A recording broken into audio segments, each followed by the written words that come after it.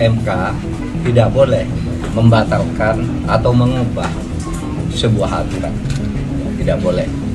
Nah, kalau mau diubah gimana? Bukan MK yang mengubah.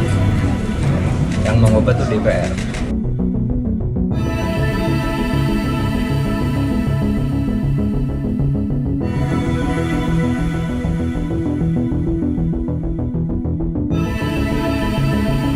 Nah, jadi kalau dilihat dari pemaparan dari Prof. Mahfud MD di sini, jelas ya, di sini yaitu MK tidak mengatur atau mengubah yaitu syarat minimal usia capres dan cawapres. Artinya di sini MK tidak diperbolehkan mengubah usia capres menjadi yang digugat oleh penggugat tersebut, yaitu 35 minimal dan maksimal 75 tahun. Nah, di sini bahkan juga dikomentari oleh Eko Kuntadi, MK tidak boleh mengubah aturan teknis dalam undang-undang.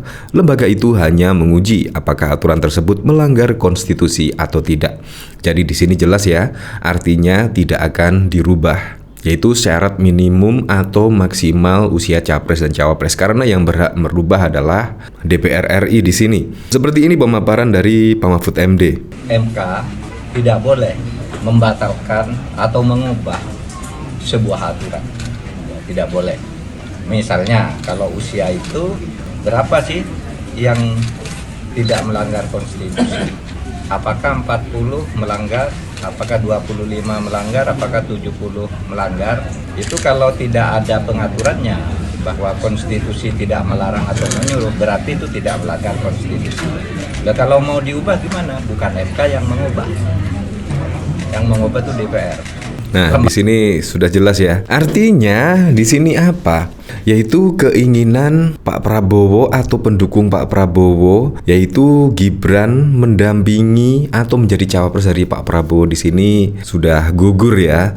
Alias di sini usia Gibran Rakabuming Raka itu belum 40 tahun, alias tidak bisa mendampingi Pak Prabowo Subianto di Pilpres 2024. Nah, bahkan diketahui pada waktu lalu itu baliho-baliho Gibran itu terus bermunculan loh.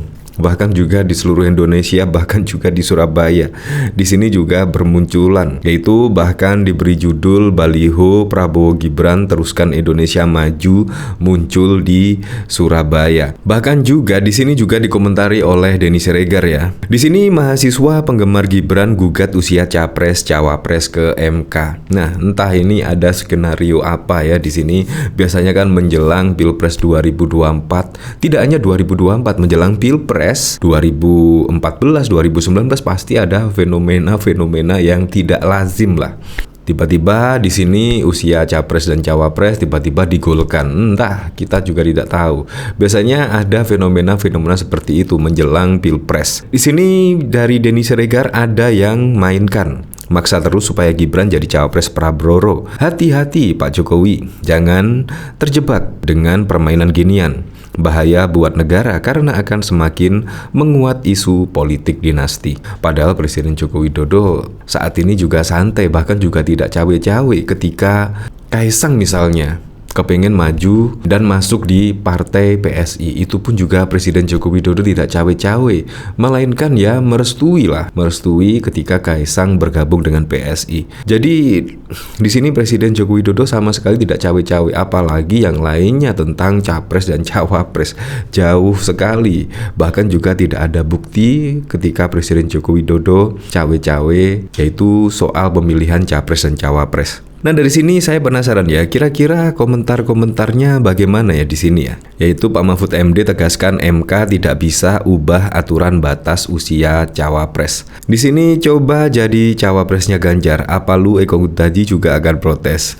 Kalau berhasil jadi cawapresnya Ganjar, otomatis gak ada tempat orang lain. Ya memang, kalau misalkan gugatan tersebut bisa gol, alias gugatannya yaitu usia capres minimal menjadi 35 tahun, pasti dari PDIP tidak akan rela ya, yaitu Gibran disandingkan dengan Prabowo. Menurut saya, ngapain juga, lebih baik ke Ganjar Pranowo, yaitu sudah pas lah dari kader PDIP, yaitu Ganjar dan juga Gibran. Sudah, tidak usah berkoalisi, cukup dari PDIP sendiri dan P3 itu sudah cukup lah, yaitu membawa Ganjar dan Gibran didaftarkan di KPU pada 20 Oktober mendatang. Lah terus Tentang tambahan masa jabatan KPK gimana? Yang diubah kemarin mohon pencerahannya Mahfud MD. Poinnya apa kok?